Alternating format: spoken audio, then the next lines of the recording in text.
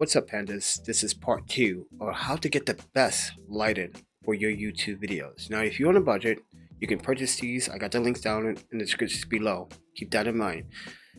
And you can purchase these lights and still save tons of money. Now, keep in mind, this video is based on how you can get dramatic effects with your lighter setup. So keep in mind that I do have a 5 light setup. The main purpose of this video is to educate you all, especially if you're new to YouTube or someone that's been doing YouTube for quite some time but still can't get it right. This is a video that's going to help you, give you some direction. So with that said, everyone, please do subscribe, like, and share, and please do leave comments and let's chat about this. But with that said, let's focus on the backlight. I always leave the backlight on because it gives me separation between me, my background, and my foreground. Now, I'm going to turn on one light to show you one effect that you could get.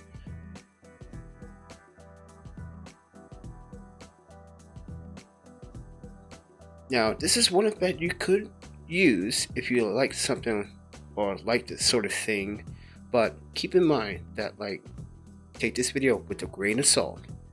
When you add light in, more light, it becomes much better. But if you like dramatic effects, this is what you have to do. Now I'm going to turn on one other light source, which is the Veltrox RB08. And if you like this kind of look, yeah, more power to you. I'm going to turn on another light. Now, wait a few seconds for this light to turn on. If you like this light setup, that's fine. If you like the little shadows or the rampant lighting situation going on, if you like this setup, that's fine. But let's say you don't like that setup and you want to go for something more dramatic again, but let's say you like this side more and you want to go with this effect, that's fine. Or let's just turn on this light and let's just focus on the key light. Now, if you want something more like this would probably suit you better because you're trying to draw in an audience. But keep in mind, when you draw in an audience, you also have to pay attention to that audio. 50% of your audience, well, 50% of your audio makes up 50% of your audience, so keep that in mind, that good audio counts. So I will purchase a pop filter audio device of my choice that I think you should buy because it's a great buy. But with that said, if you don't like this style and you want something more more dramatic and you want to go with a 2 key light setup, if you want to go for this kind of look, what you have to do is step back and get this lighting setup.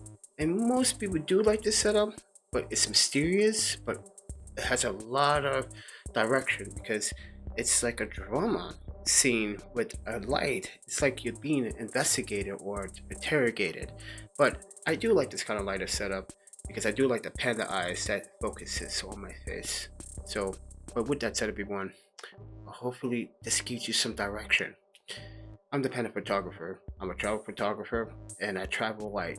And what I have here are the most lightest portable lighting setup that you can purchase, except for that one. That's a house lamp. But with that said, everyone, thank you for watching. Thank you for taking the time. Please do subscribe, like, and share. And leave a donation to the PayPal if you want to keep the lights on here before they go out. But with that said, everyone, thank you. And eat, sleep, photography, videography, and repeat. And I will see you guys in the next video. You guys take care. Peace.